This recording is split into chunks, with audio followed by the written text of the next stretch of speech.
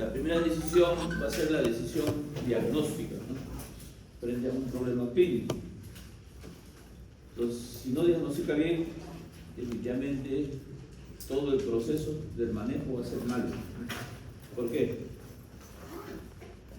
Porque va a ser el tratamiento del Claro, porque ya no, si diagnostico mal, voy a dar un tratamiento que no corresponde, ¿no?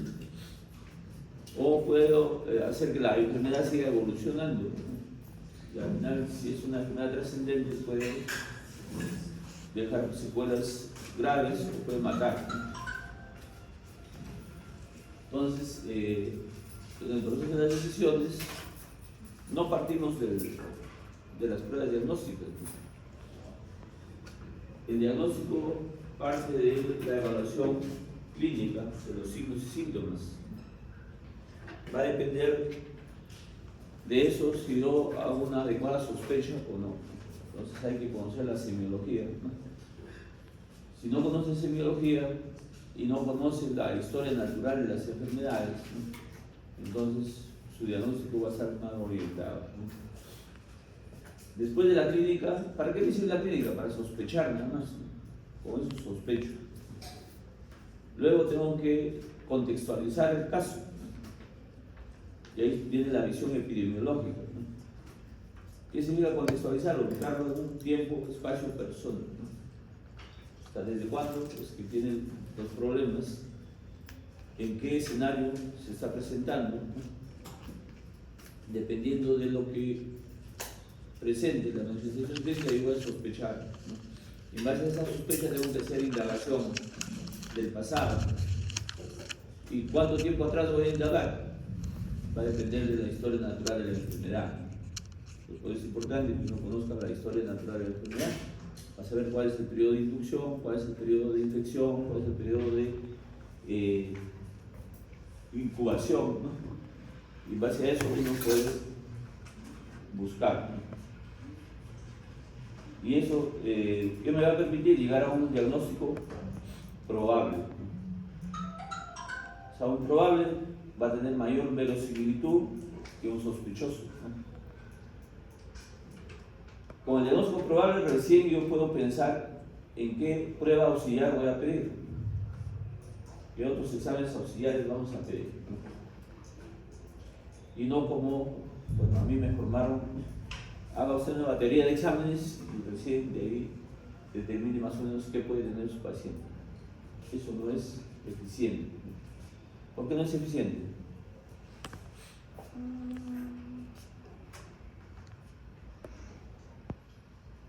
¿Qué es eficiencia?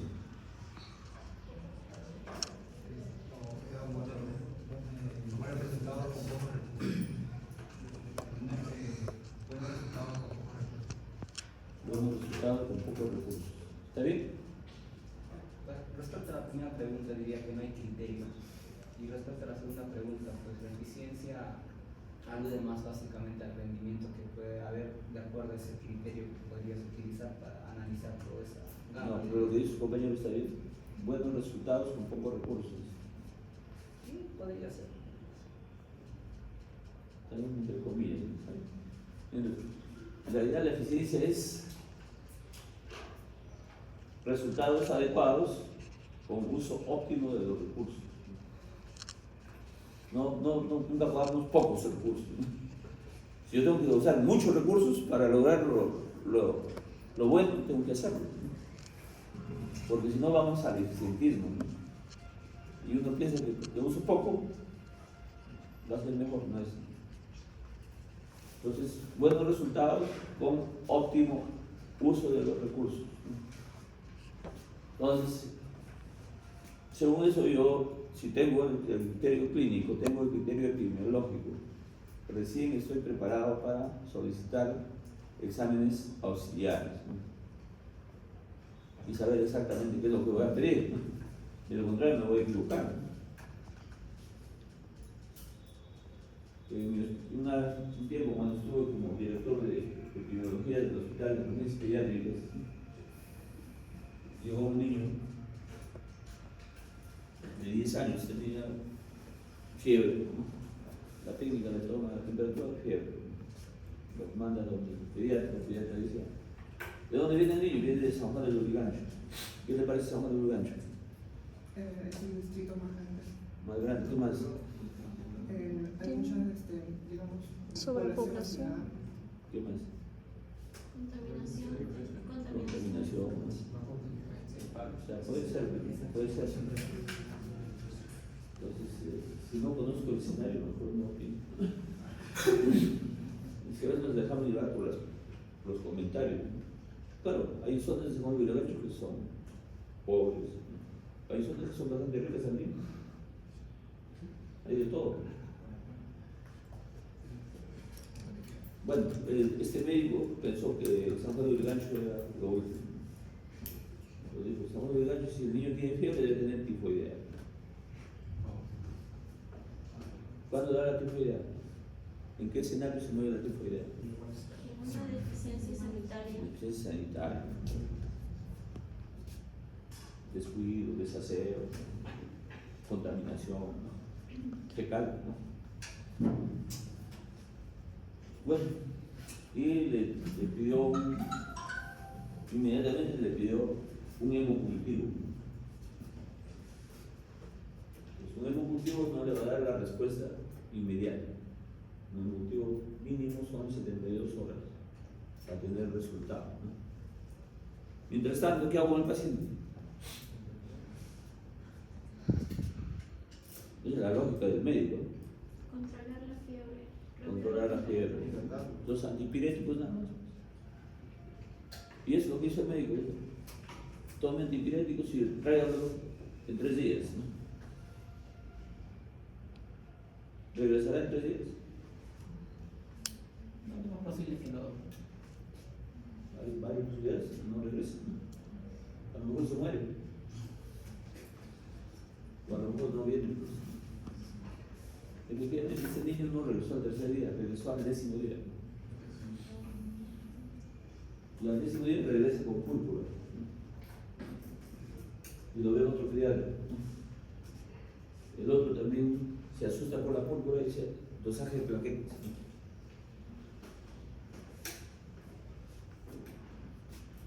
Para suerte, en ese hospital ya teníamos un sistema de información. Ya ponías el nombre del paciente y te salía las últimas 5 veces que ha venido al hospital.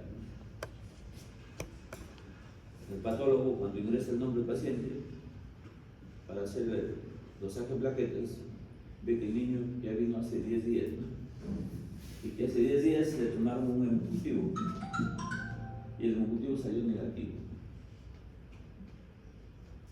Entonces con criterio dijo, en vez de plaquetas nada más le voy a hacer un hemograma completo. Le hizo un hemograma. Ya tenía la sangre.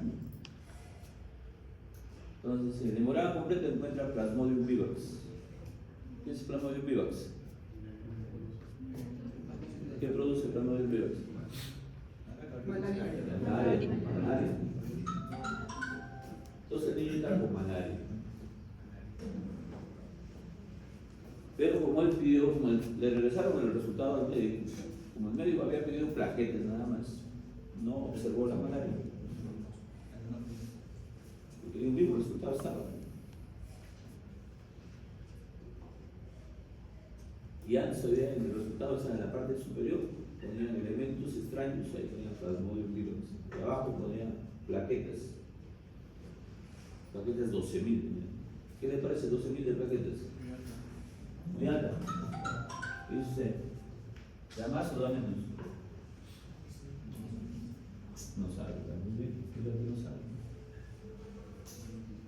Pues si no sé.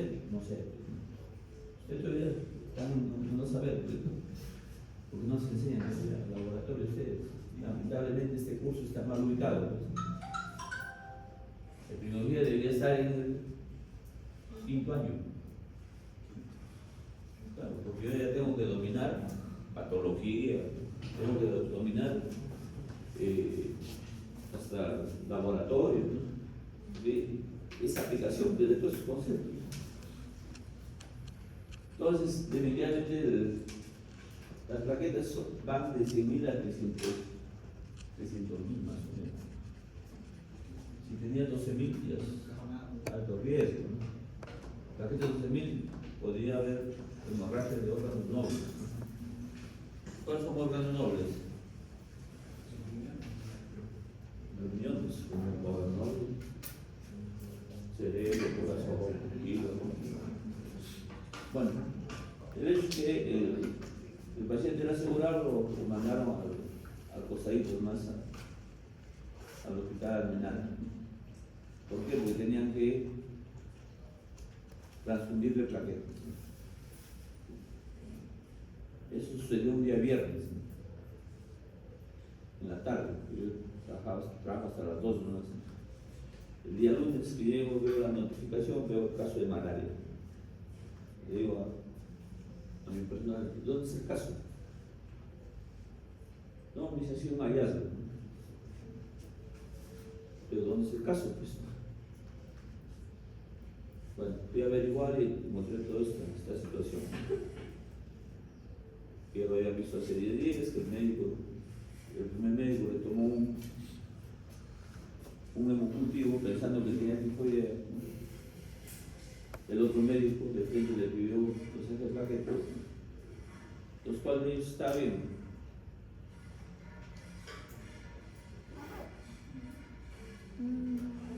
Eso se llama reacción biomédica, nada más. El síntoma de la respuesta, ¿no? Y sin criterio, ¿no?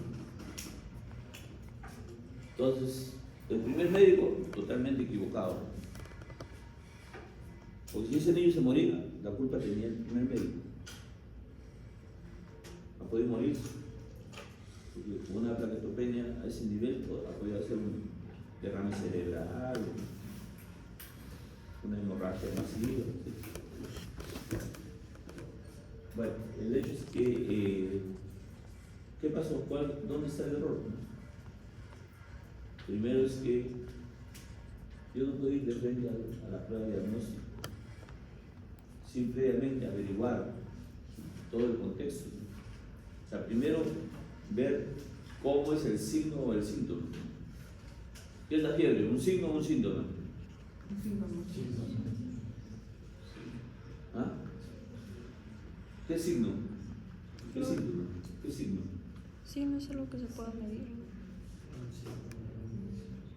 El signo de la cruz. O sea, el signo es aquello que lo puedo observar, que lo puedo medir, que lo puedo cuantificar. El síntoma es aquello que me refiere el paciente, yo no lo puedo medir, ¿no? Pues el paciente dice, me duele el estómago. ¿Será verdad? ¿Será mentira? Entonces ese es un síntoma. La fiebre es un síntoma. Fiebre. La calentura es un síntoma. Porque a veces el paciente dice, tiene fiebre. El paciente tendrá la posibilidad de decir que hay fiebre. Podría. Pero la mayoría de las veces no sabe. Solamente le toca la frente y como lo siente caliente dice, tiene fiebre. Porque la fiebre ya es un valor, ¿no? Cuando está por encima de 37 grados, ¿no? Ya es fiebre. Bueno, el hecho es que si el niño tuvo fiebre, el otro tiene que explorar. Todas las fiebres no son iguales, o son iguales. Hay fiebres totalmente diferentes. Y la fiebre de tifoidea con la fiebre de malaria son totalmente diferentes, abismalmente diferentes. La fiebre tifoidea es una fiebre insidiosa y que luego llega a una meseta y se mantiene. Y por lo general es una fiebre seca. A diferencia de la fiebre de malaria, que es una fiebre brusca. Rápidamente sube y rápidamente baja. Y te deja con escalofríos, sudoración y temblores, ¿no? Por eso se llama terciana, ¿no? Y aparece cada 3 días, ¿no? O sea, no es todos los días, la fiebre de malaria es un día, 2 días sin fiebre, al tercer día de nuevo. La tifoidea no es así.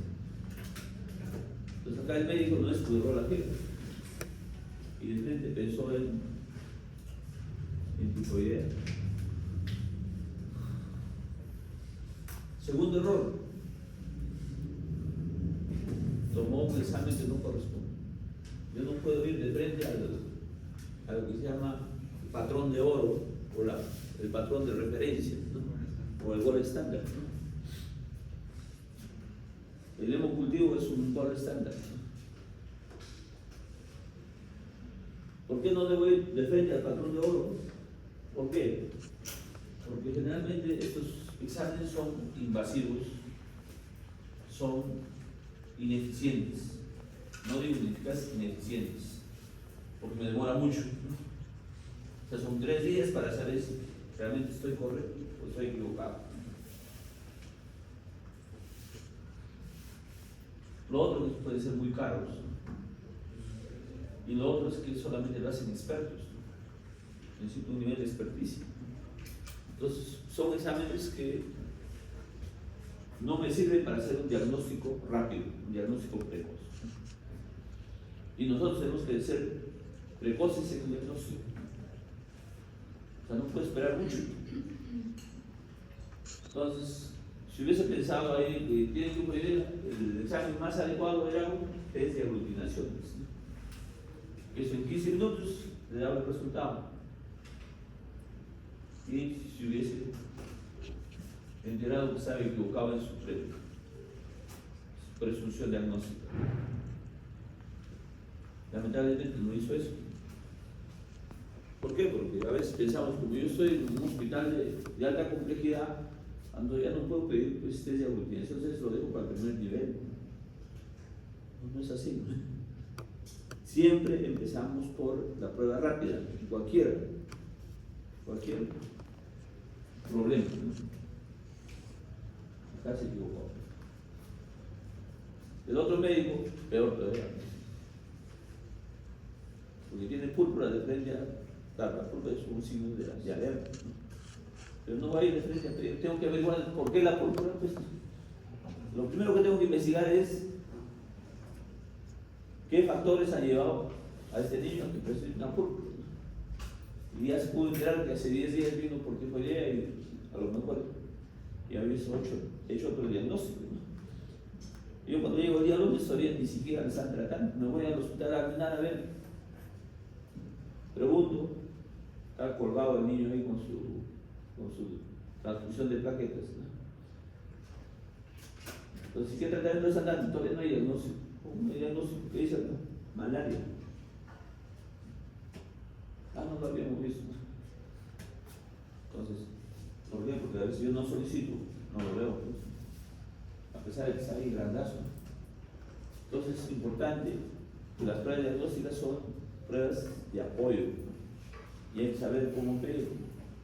Y esta clase lo que nos indica es cómo validar las pruebas rápidas, comparándolo con el gold estándar, ¿no? ¿Por qué? Porque el gold estándar no es accesible con mucha facilidad, ¿no? Entonces necesita a veces un mayor costo. Entonces el diagnóstico médico, nosotros nos valemos de las pruebas diagnósticas, pero a última instancia. Primero hago la sospecha clínica con la exploración de signos y síntomas y síndromes, ¿no? Luego voy al contexto o al nexo epidemiológico.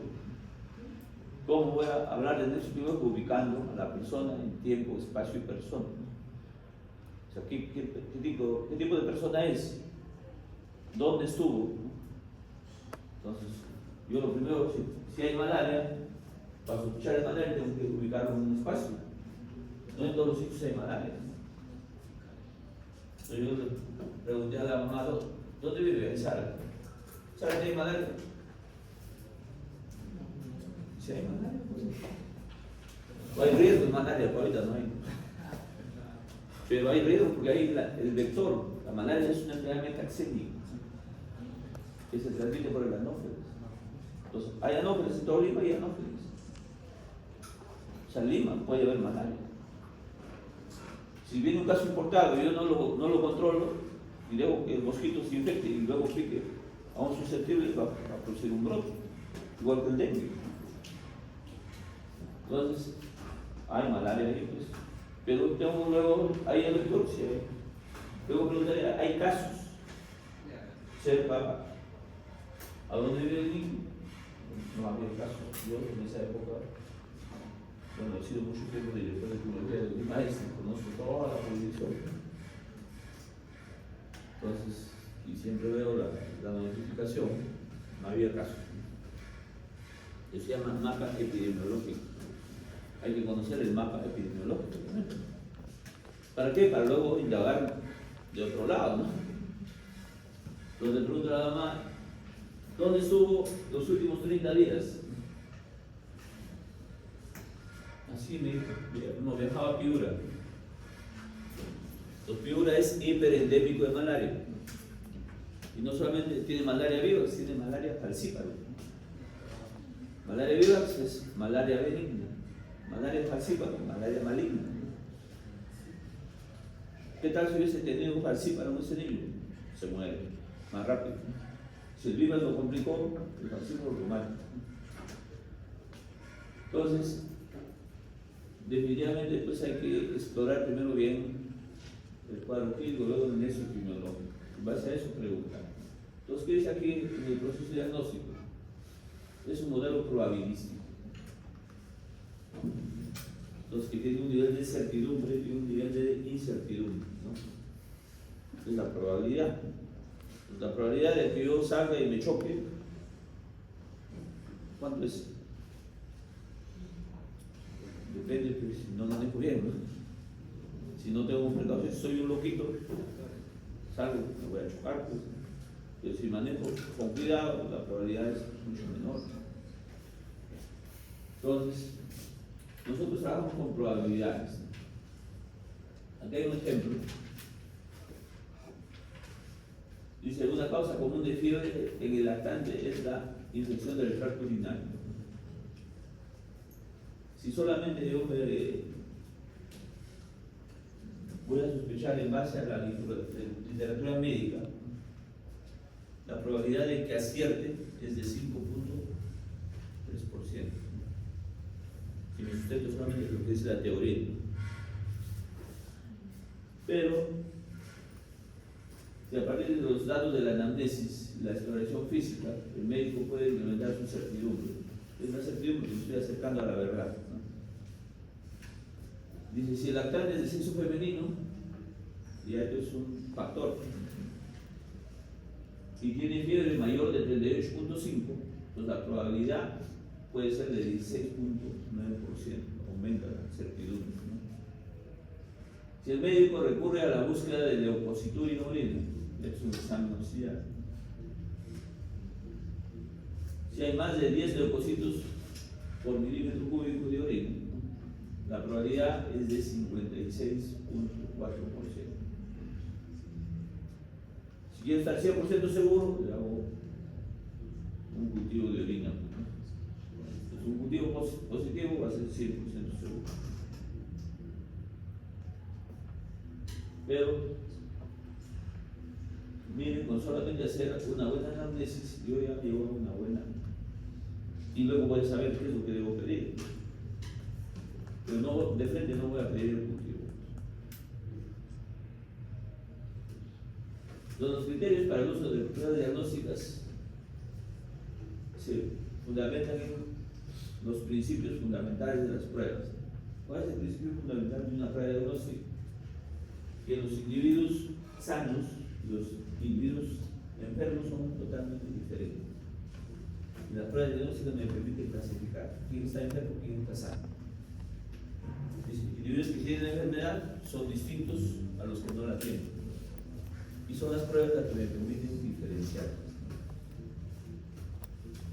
Entonces, una prueba diagnóstica perfecta es aquella donde los individuos sin la enfermedad tienen un valor uniforme de la prueba. O sea, van a estar dentro del rango de lo normal. Es uniforme.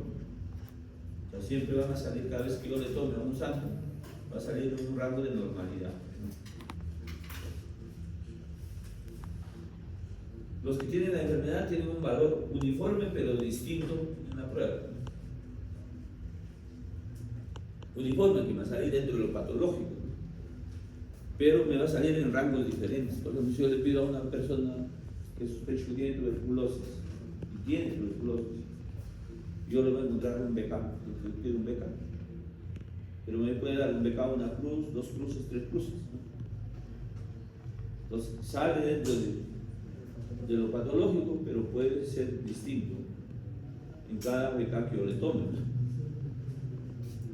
Los resultados de las pruebas deben ser consistentes con el grupo de enfermos y sanos. ¿Qué significa? Cada vez que yo le aplico a un sano, tiene que salir en un rango de normalidad.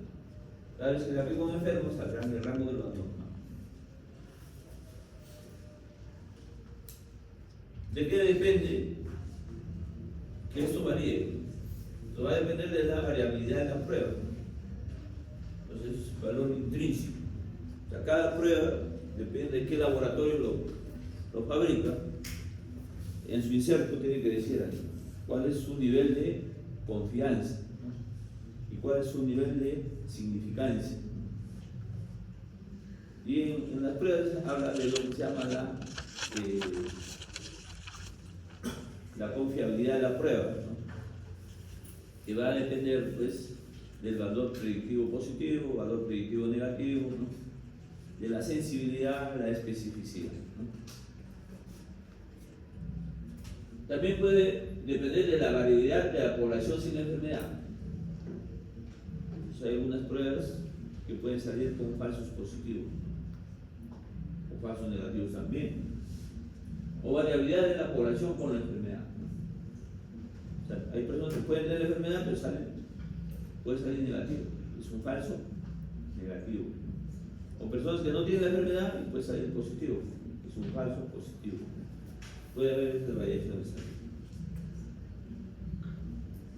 Entonces, ¿de qué depende la evaluación de esa variabilidad? Va a depender de la exactitud y de la reproducibilidad. ¿Y qué consiste en la exactitud? Dice capacidad de producir resultados cercanos a la verdad, ya sea anatómica, o fisiológica o bioquímica. Reproducibilidad, capacidad de producir resultados consistentes cuando se repiten en las mismas condiciones. Si la primera vez me salió dentro del rango anormal, la segunda, la tercera, la cuarta, la quinta me tiene que salir igual. O sea, tiene que ser consistente. No significa que la primera vez me sale anormal y la segunda va a salir normal.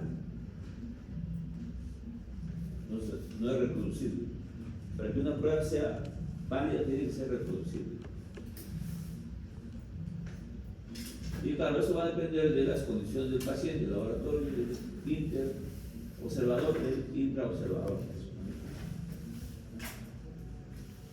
Entonces, la exactitud es una propiedad necesaria de una buena prueba. Dice, no obstante, por sí sola no garantiza que la prueba sea válida o útil para el diagnóstico.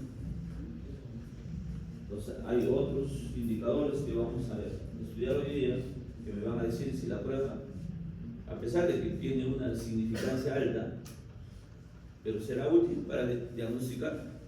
Entonces, hay algunos criterios que hay que tomar en cuenta. Para establecer la utilidad de una prueba necesitamos valorar la capacidad de discriminar que tiene esa prueba entre enfermos y sanos. Y eso le da la confiabilidad. Entonces, son las dos cosas, pues. La validez y la reproducibilidad. Entonces, ¿cómo evaluamos la validez de la prueba? Pues una prueba diagnóstica será válida si es capaz de medir correctamente el fenómeno que pretende estudiar. Para poder evaluar la validez, nosotros tenemos que compararlo con un gold estándar. ¿Qué es el gold estándar? La prueba que tiene validez absoluta. ¿Y validez absoluta para qué? Tanto para diagnosticar como para descartar. ¿Qué significa eso? Que si la prueba me sale positiva o reactiva, significa que la persona tiene la enfermedad, puede estar 100% seguro. Si la persona es no reactivo o sale negativo, ¿no?, puede estar 100% seguro que la persona no tiene la enfermedad. Ese es un gold estándar, ¿no? La prueba que tiene validez absoluta, ¿no? Pero ahí decimos, pues, entonces, si es validez absoluta, ¿por qué no trabajo con el gold standard? Y tengo que trabajar con pruebas de despistaje. Por el ¿Por qué? tiempo. Porque no es eficiente. No solamente por eso, El tiempo porque puede ser de alto riesgo. es intrusivo. Hay pruebas que son invasivas y que te pueden matar. Un amigo mío se fue a hacerse un chequeo. Le tomaron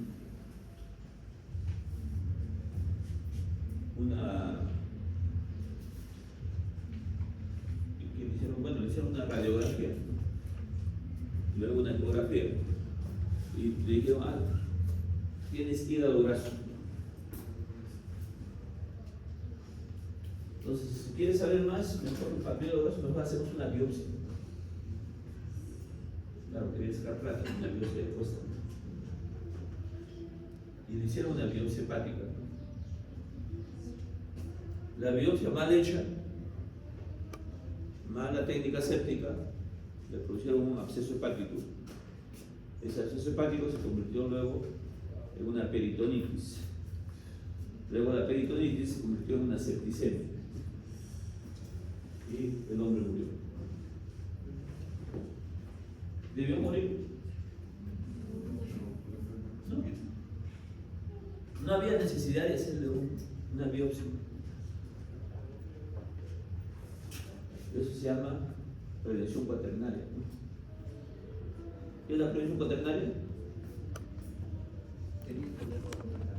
Rehabilitación. La prevención cuaternaria se llama la prevención de los riesgos de la medicalización. O sea, las malas decisiones médicas. Yo con mi mala decisión puedo matar. O sea, hay una mala decisión diagnóstica. Aquí fue una mala decisión diagnóstica. Por eso le mató a esta niña. Claro, lamentablemente en el Perú todavía no, aunque ya están ahorita los usuarios denunciando a los médicos la mala praxis, ¿no? Pero en otro país te vas preso y te quitan la licencia, ¿no?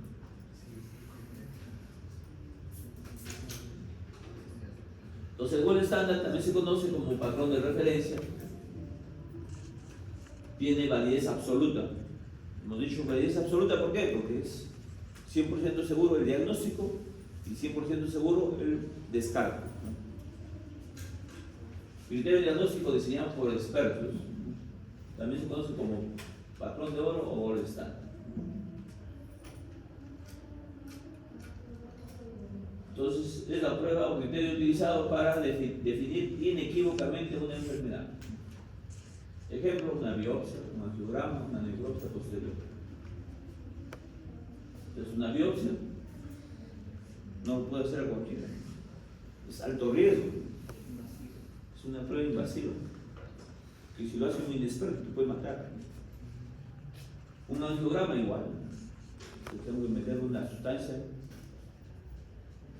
a la sangre arterial, ¿no? Para luego, mediante rayos X, van a ver cómo se dibujan las arterias, ¿no? Necropsia posterior ya, pues peor, después de que se murió, ¿para qué? Sí, ayer murió una chiquita en la Facultad de Medicina de San Martín de Porres.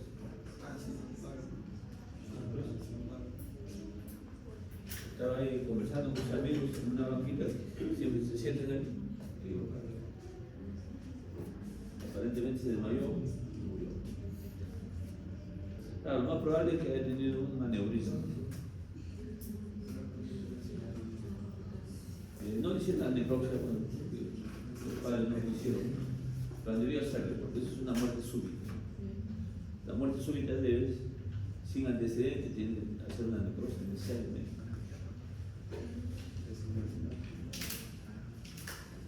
Entonces, el gold standard se construye sobre el supuesto que aplicando esa prueba es posible tener 100% del diagnóstico correcto, tanto confirmatorio o como de descarte. Hay que evaluar si es el mejor criterio para definir a las personas con la enfermedad. Por ejemplo, citología en cáncer de vejiga.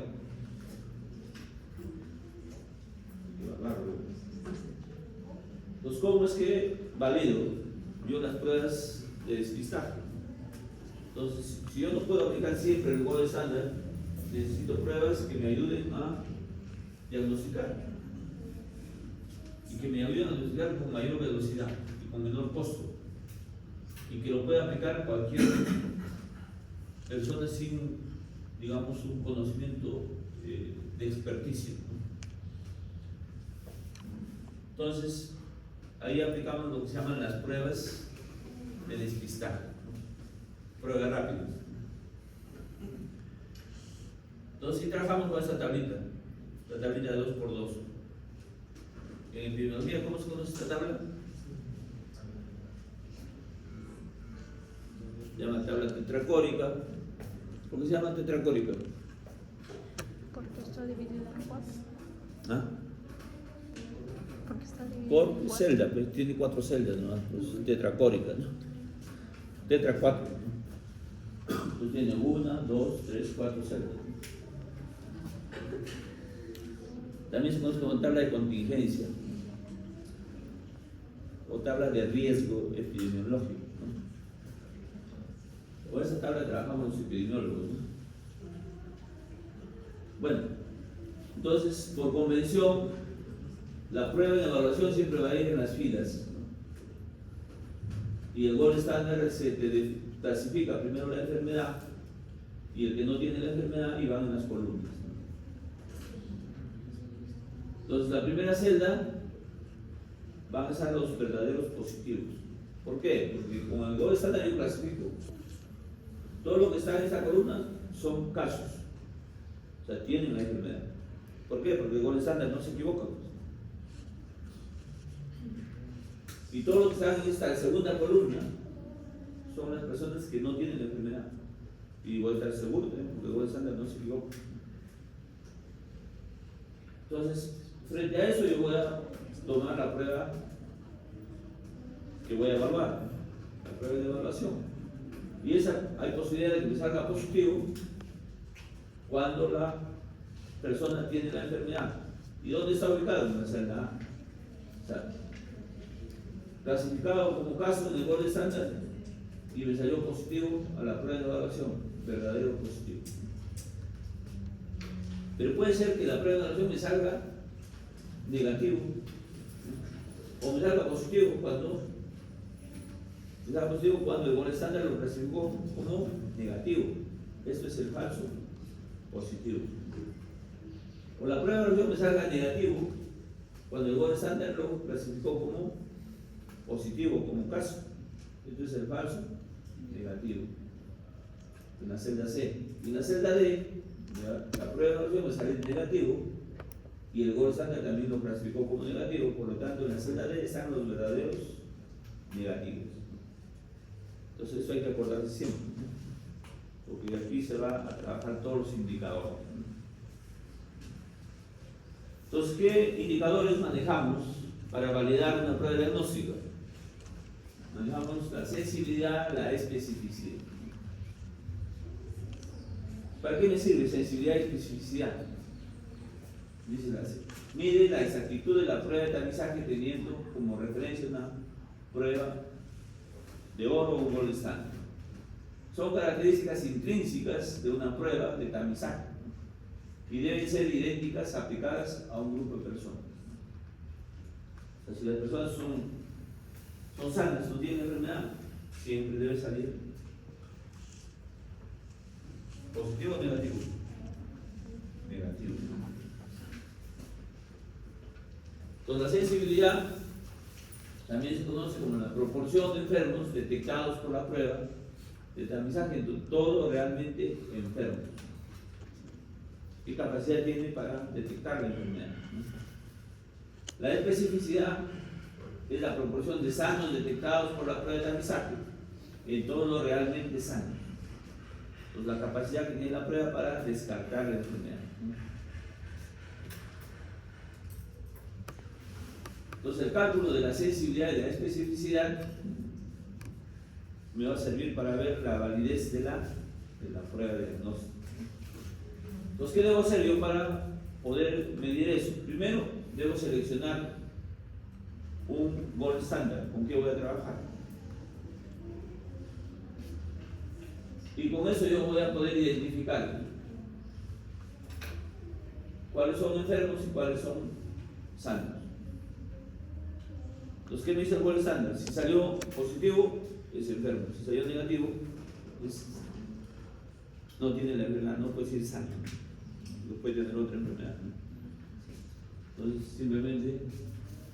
Segundo, seleccionar un grupo de pacientes que según la prueba de oro o gol estándar tienen la enfermedad y otro que no tiene la enfermedad. Lo pongo en esa tablita. Usar la prueba de evaluación para clasificar a los individuos como positivos o negativos. Y finalmente, llenar todos los datos en la tabla de 2x2. Y eso es. Entonces, la sensibilidad y la especificidad se miden en las columnas, acuérdense. Estos dos indicadores, sensibilidad es la capacidad que tiene la prueba para detectar los casos. La especificidad, la capacidad que tiene la prueba para descartar los casos.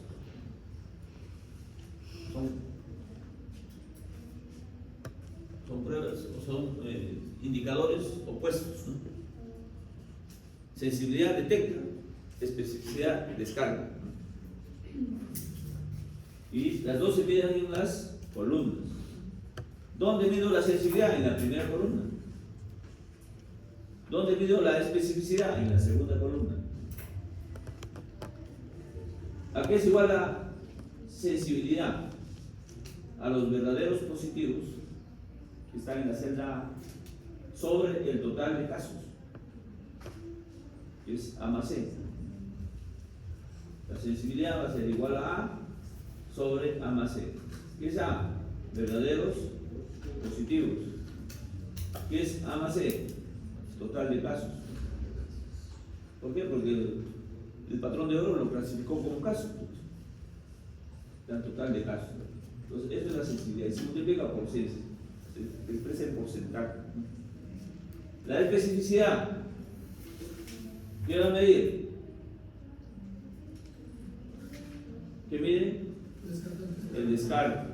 Entonces, ¿dónde lo voy a medir? En los verdaderos negativos. Entonces, va a ser los verdaderos negativos sobre el total de personas sin la enfermedad. Total de personas sin la enfermedad. Por lo tanto, va a ser igual a D sobre B más D por 100. Es decir, el número real de individuos que se identifican erróneamente como positivo o negativo va a depender de la frecuencia relativa de enfermedad. Entonces, esto es un problema, ¿no? Que la prevalencia puede afectar un indicador que se llama el valor predictivo positivo, ¿no? Entonces, ¿cómo se interpreta la sensibilidad? La sensibilidad es la probabilidad de que la prueba resulte positiva si el paciente tiene la enfermedad. También se conoce como proporción de verdaderos positivos. Proporción de pacientes con la enfermedad que tienen un resultado positivo en la prueba. Pruebas con alta sensibilidad tienen pocos falsos negativos. Fácil. Si yo veo la tablita, si me dice prueba con alta sensibilidad, ¿dónde está el valor mayor? Acá en A. Son verdaderos positivos. Por lo tanto, van a tener pocos falsos negativos. La especificidad dice la probabilidad de que la prueba resulte negativa si el paciente no tiene la enfermedad. Proporción de verdaderos negativos. Todo lo contrario. Arriba era proporción de verdaderos positivos. Para la especificidad, proporción de verdaderos negativos. Proporción de pacientes sin la enfermedad que tienen un resultado negativo de la prueba. Arriba era positivo la prueba, abajo negativo la prueba. Pruebas con alta especificidad tienen pocos falsos positivos. Arriba eran pocos falsos negativos. Claro, si veo la tablita de nuevo, ¿dónde está la especificidad? Está acá en D. O sea, una prueba con alta especificidad, el valor de D es alto. Por lo tanto, el valor de B va a ser bajo.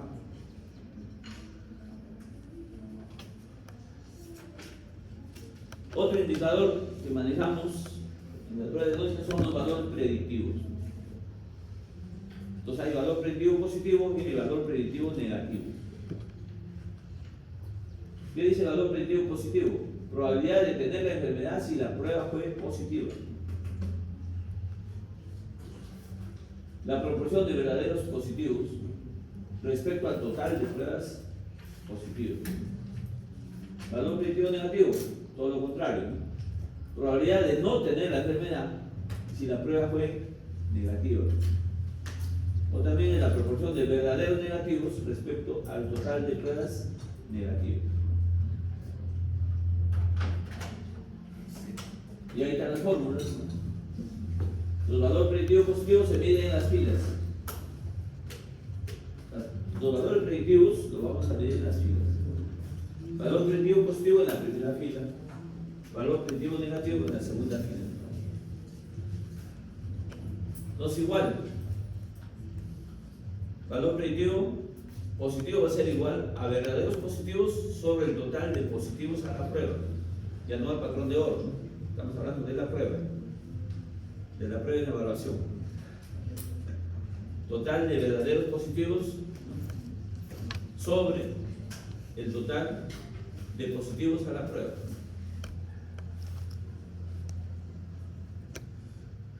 El valor predictivo negativo va a ser total de verdaderos negativos sobre el total de negativos a la prueba. Esto va a ser igual a D sobre C más D. El otro va a ser igual a A sobre A más B.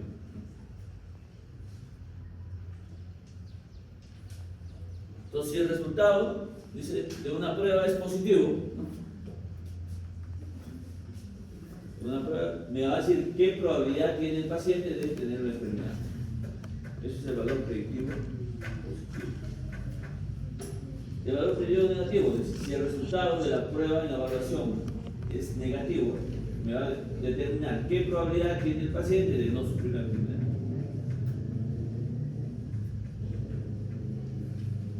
Y decía que va a depender de la frecuencia de la enfermedad, de la prevalencia. Los valores predictivos son afectados por la prevalencia. El valor predictivo positivo es directamente proporcional a la prevalencia. ¿Qué significa? Que si la prevalencia es alta, el valor predictivo positivo va a ser alto también. A mayor prevalencia, mayor valor predictivo positivo. El valor predictivo negativo es inversamente proporcional a la prevalencia, ¿no? ¿Qué significa? Que a mayor prevalencia habrá menor valor predictivo negativo, ¿no? Hay un ejemplo. La prevalencia es el total de casos sobre el total de población estudiada. Entonces, ¿cuánto es la prevalencia? 50%. 500 sobre 1000 por 100, 50%. La sensibilidad, ¿dónde lo mido la sensibilidad? Acá en las columnas. 250 sobre 500 por 100, 50%. La especificidad, lo mido también en la segunda columna. La celda D, 250 sobre 500 por 100, 50%. Valor predictivo positivo, 250 sobre 500, 50%.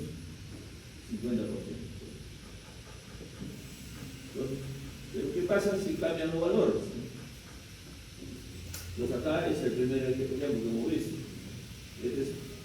La prevalencia baja. No afecta a la sensibilidad ni a la especificidad, porque la sensibilidad y la especificidad son valores intrínsecos a la prueba, no son afectados por la prevalencia, pero sí pueden ser afectados por la gravedad de la enfermedad. ¿Por qué? Porque esas investigaciones por lo general se hacen en hospitales. Y si están en hospitales, la gravedad de la enfermedad sí influye. ¿Y por qué influye? Mientras una enfermedad es más grave, habrá más hospitalizados. Una enfermedad menos grave, no hay hospitalizado. Entonces, la sensibilidad, la especificidad puede ser afectados por la gravedad de la enfermedad.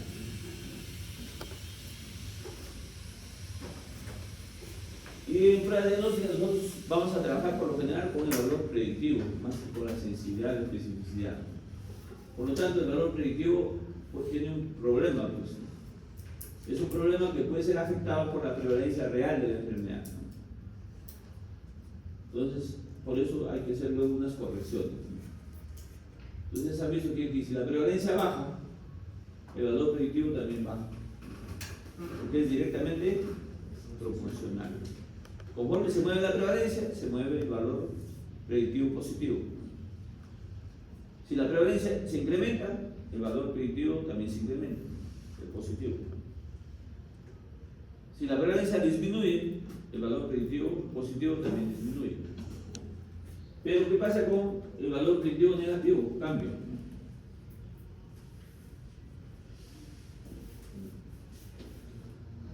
Ahí tenemos. ¿Cómo afecta la prevalencia a los valores predictivos? La prevalencia va en incremento, de 1% a 90%. Valor predictivo positivo. Conforme aumenta la prevalencia, aumenta el valor predictivo positivo. Conforme aumenta la prevalencia, el valor predictivo negativo va disminuyendo. Entonces, el valor predictivo positivo es directamente proporcional a la prevalencia y el valor predictivo negativo es inversamente proporcional a la prevalencia. Entonces tenemos un problema ahí. Si la prevalencia afecta, entonces puede haber es un confusor. Entonces yo no me puedo valer de los valores predictivos que tenga la prueba, porque me puede llevar a error cuando la prevalencia es muy alta, ¿no? O muy baja también. Entonces, lo otro es lo que les decía, ¿no? Recuerden que la sensibilidad y la especificidad varían con la gravedad de la enfermedad. ¿Por qué? Porque estos indicadores se calculan en estudios realizados en hospitales. Y en el hospital solamente vamos a captar a los casos moderados y medianamente graves. Los muy graves ya no llegan.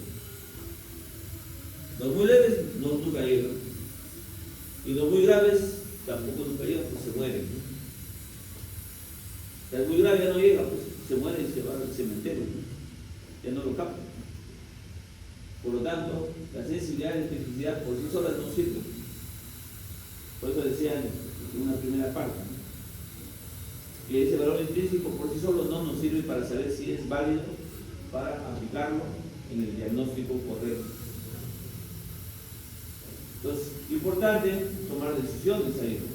¿Cuándo yo debo elegir una prueba muy sensible? Es una prueba muy sensible que detecte el caso, pero hay probabilidad de que detecte falsos positivos.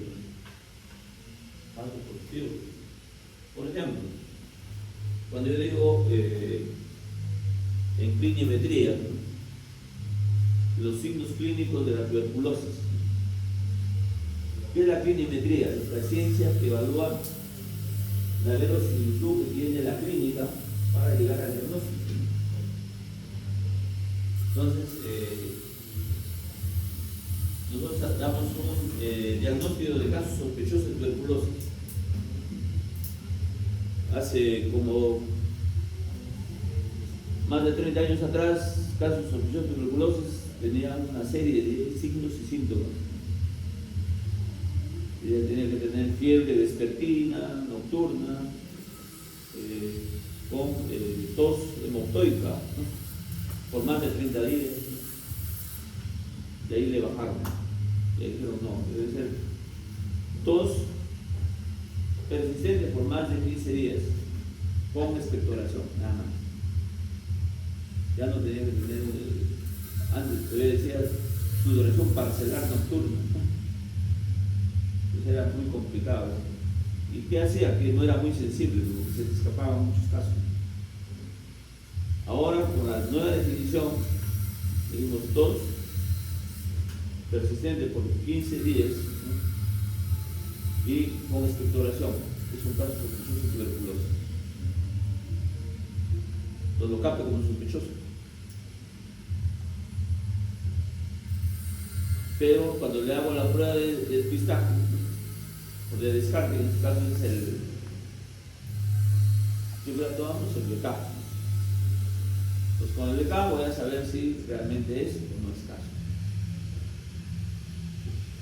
Entonces nosotros captamos, pero la posibilidad de que se escape un verdadero tuberculosis es mínima. Con esa definición, casi todos los casos que tienen tuberculosis van a ser captados. Y por ahí hay algunos que dicen que hay que bajarle, incluso a 7 días. Pero tenemos nosotros ahorita, cuando le sometemos al BK, aproximadamente el 5% sale positivo. O sea que esa definición de casos me capta un 95% de falsos positivos. Pero si no hay falsos negativos, pues casi, pues mínimo. O sea, cualquier caso que tenga tuberculosis va a presentar esos signos.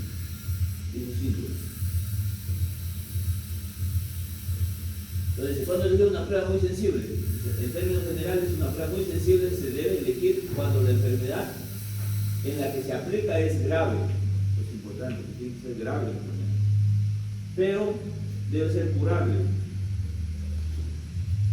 O cuando el resultado falso positivo, aquí es importante el falso positivo, no supone para el individuo ningún perjuicio ni psicológico ni económico.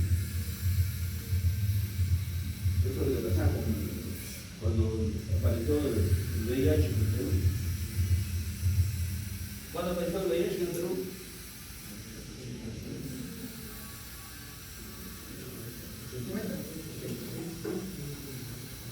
Primer caso, 1981, primer caso importado. Primer caso autóctono, 1983. Nosotros estábamos en el cólera, ¿cuándo fue en Perú? ¿Ah? 91. Año 91. Yo estaba haciendo mi internado en el 91, me acuerdo. Y cualquier cantidad de casos de cólera llevaba yo estudios internados en Plaza Ugal, en Callao. Y resulta que llegó un chico de 29 años y había sido internado como 5 veces por cólera. Y ahí, como éramos pocos internos, hacíamos guardia interdiaria. Entonces, a mí me gustaba revisar el libro de todas las semanas, ver cómo estaban los casos. Y justo encontré un caso que había sido registrado 5 veces por cólera. Y el cólera es un sobrepeso, no hay 5 veces. Entonces, inmediatamente le pedí un despistaje de VIH. Porque el VIH sí puede producir una diarrea persistente. Entonces, al día siguiente demoraban la prueba de VIH, entonces le pedí en la noche. Al día siguiente teníamos que pasar visita. Y una reciente le decía, ¿cómo te has atrevido a pedir un VIH? Claro, porque era terrible, ¿no?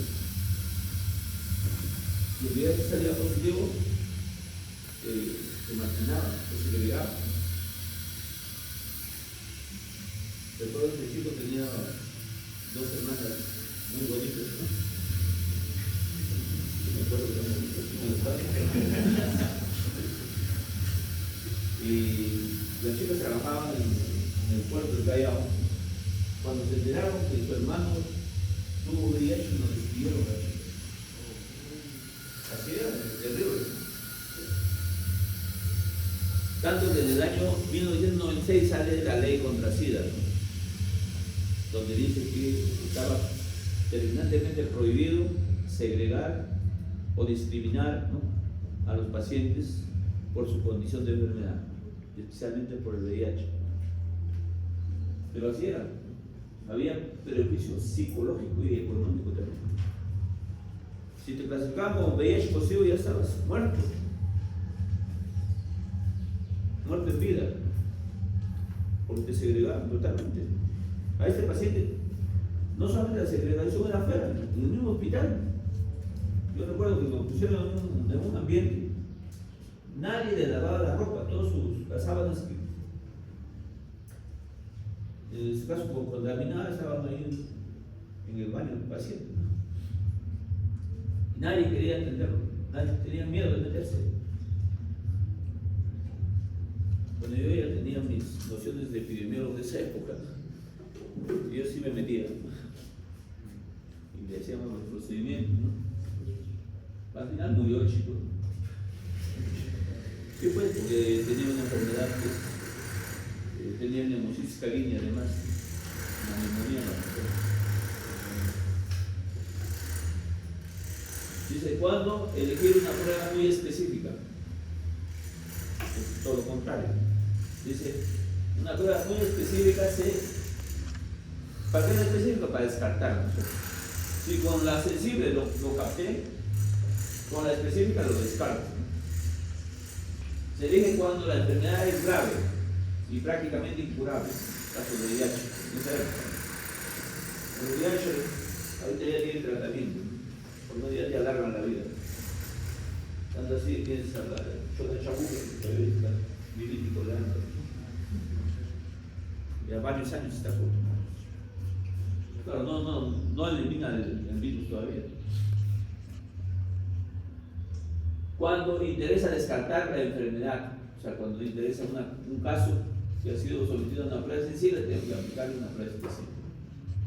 O cuando el resultado falso o positivo acá supone dice el individuo un perjuicio económico o psicológico grave.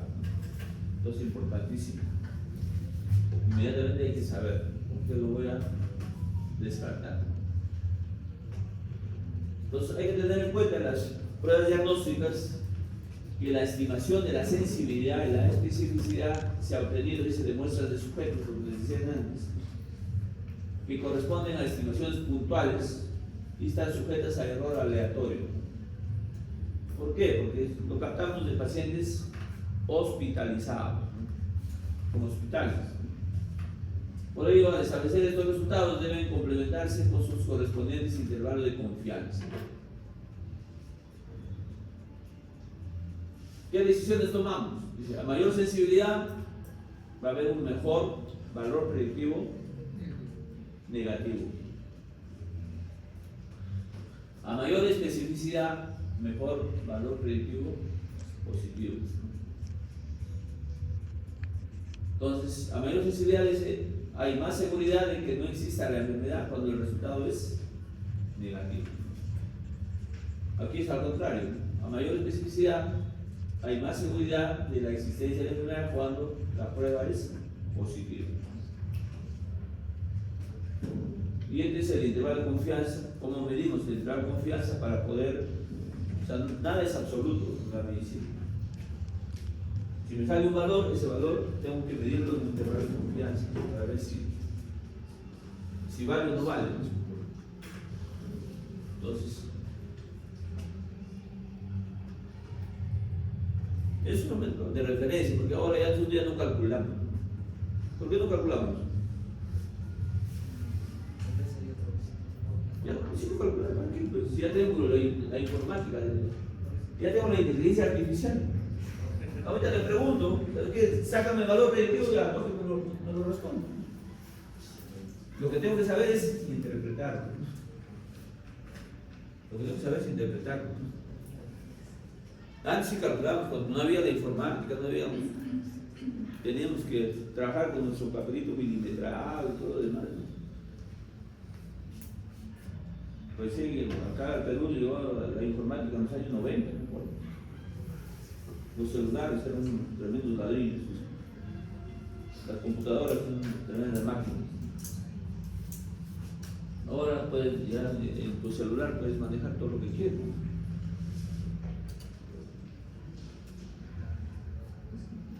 Entonces, este es otro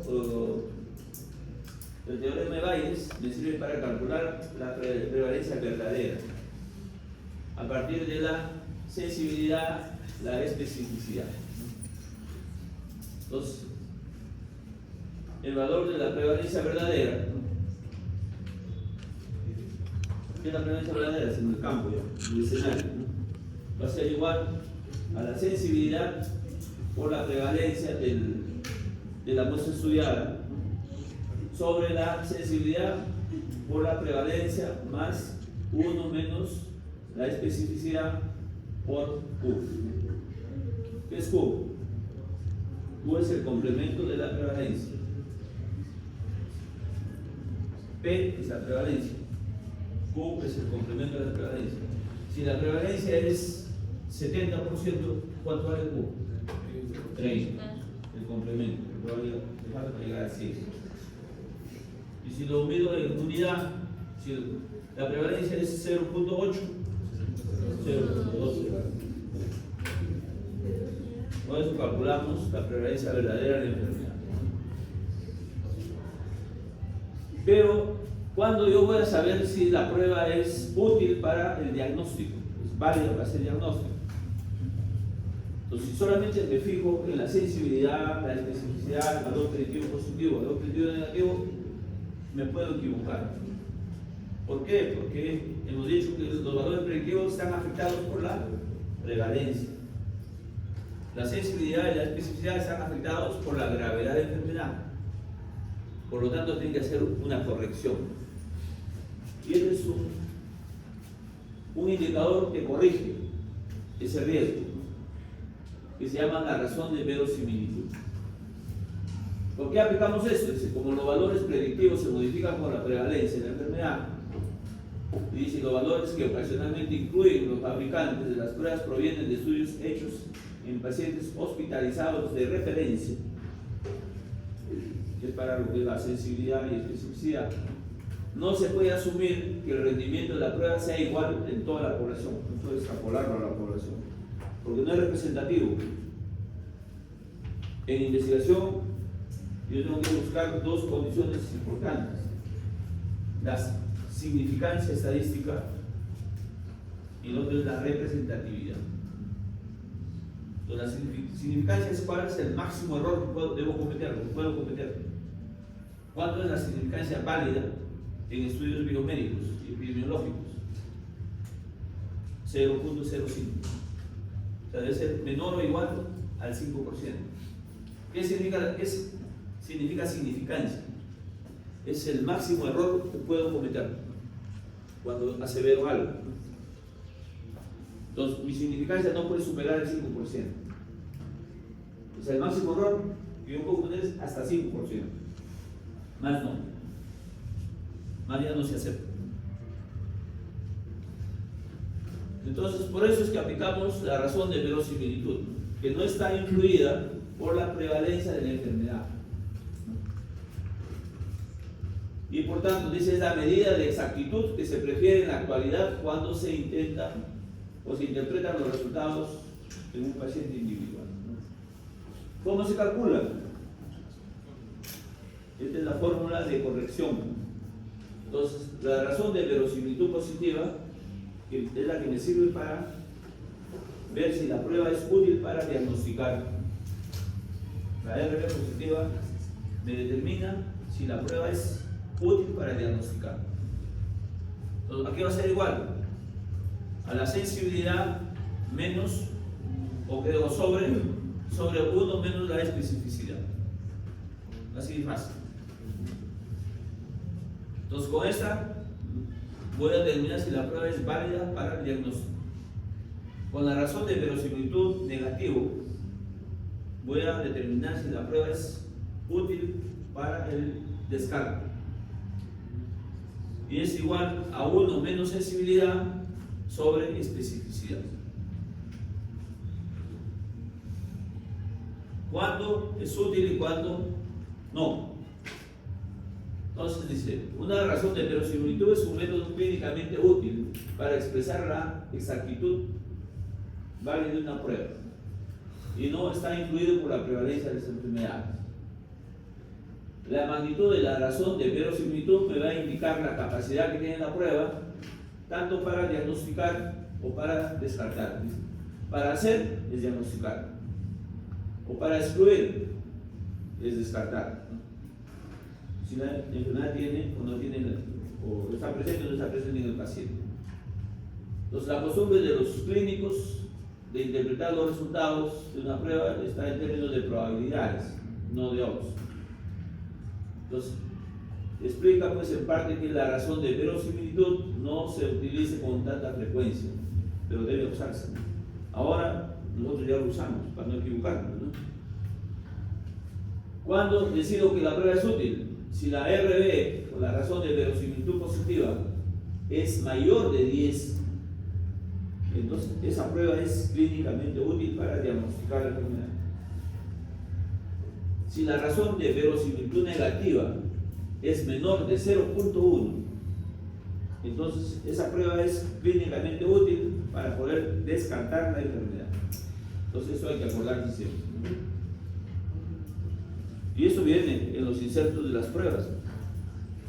Entonces hay que trabajar con la prueba que tenga la mayor validez.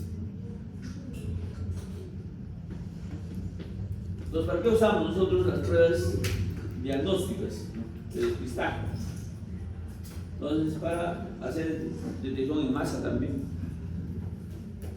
Entonces, la detección temprana de un enfoque de control de enfermedades en grupos de población, que es prevención secundaria.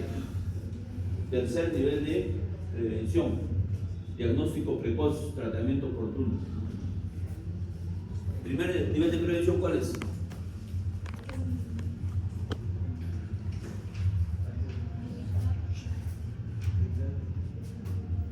Promoción de la salud. Segundo nivel es protección específica. Tercer nivel, diagnóstico precoz, tratamiento oportuno. Cuarto nivel, tratamiento específico, limitación de secuelas. Quinto nivel, rehabilitación. Entonces hay que conocer todo eso, es importante, ¿no?, en el manejo de la salud pública. Tenemos que conocer todo eso. Principios de los programas de selección, ¿no? Entonces debe ser importante el problema de salud. O sea, yo no puedo hacer un despistaje masivo si es que no es un problema prioritario de salud. O sea, sí lo puede hacer en dengue, lo puede hacer en COVID, ¿no? Con el COVID lo hacíamos. Debe haber tratamiento aceptado para pacientes con la enfermedad. Es otra condición. Debe disponerse de medios para el diagnóstico y el tratamiento. Debe haber una etapa latente o sintomática inicial reconocible para saber cuánto tiempo tengo, ¿no?, para poder controlar el problema. O sea, en la historia natural de la enfermedad hay lo que nosotros conocemos como el periodo de ventaja, ¿no? O sea, hasta dónde tengo yo oportunidad de poder controlar la enfermedad, evitando que produzca grandes daños. Y hay el punto crítico, ¿no? Pasado el punto crítico ya no puedo hacer despistaje.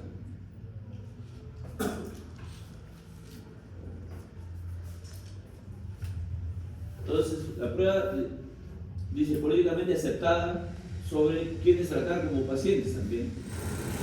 El costo es buscar casos, debe ser comparado con el gasto del cuidado médico. O sea, nunca el costo del diagnóstico debe ser más caro que el tratamiento. Entonces, en este caso se debe aplicar. Búsqueda de casos debe ser un proceso continuo y no un proyecto de una vez y para siempre. Entonces, permanentemente debemos estar detectando casos.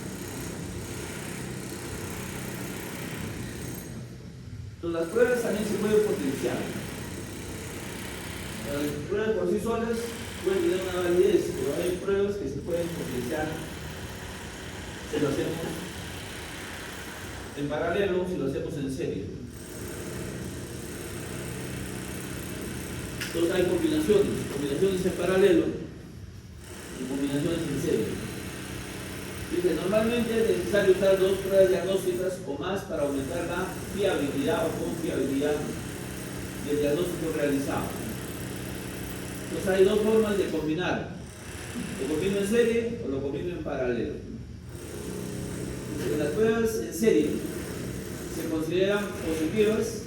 Dice, las muestras que dan positivas a ambos. ¿Qué significa en serie? Que primero le hago una, luego le hago otra. Después de la apícola primera, apícola segunda. En estos casos será positivo cuando la primera prueba y la segunda prueba son positivas. Y el resto será negativo. Si la primera me sale positivo y la segunda negativo, será negativo.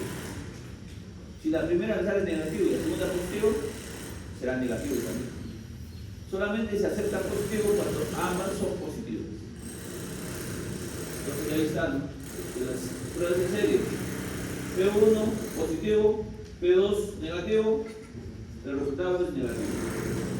P1 negativo, P2 negativo, resultado negativo. P1 positivo, P2 positivo, resultado positivo. Y si sale así, ¿qué aumenta? Aumenta la especificidad. ¿Qué es la especificidad? Descartar los casos. Por ejemplo, cuando vemos a los pacientes diabéticos, primero le tomo una glicemia, un test de glucosa. ¿Eso me servirá para diagnosticar la enfermedad? No. Con solamente la glucosa no tenemos que hacerlo un test de tolerancia. O el glaucoma, la hipertensión ocular y el resultado con estudio de FAM. Por el contrario, se considera que 2 pruebas se realizan en paralelo cuando se consideran negativas aquellas muestras que obtienen resultados negativos en ambas pruebas y positivas todas las demás. Todo lo contrario. La de arriba solamente era positivo cuando ambas pruebas eran positivas. Acá son negativas cuando ambas pruebas son negativas. Todo lo demás es positivo. Todo lo demás es positivo. Entonces aquí P1 más P2 negativo, resultado positivo. P1, P2 negativo, resultado negativo. P1, P2 positivo, resultado positivo. ¿Cuándo aplicamos esto? Con el examen de mama más mamografía. Y luego biopsia. Aumenta, aquí que aumenta la sensibilidad. En el primer caso aumentaba la especificidad. En el segundo caso aumenta la sensibilidad. Entonces al combinar 2 pruebas en serie se obtiene una reducción de los falsos positivos. Por lo tanto aumenta la especificidad. ¿Se acuerdan del código? Mientras que cuando combino en paralelo, ¿qué disminuye? Los falsos negativos. Por lo tanto, aumenta la especificidad. Bueno, eso es lo que tenemos que ver el día de hoy.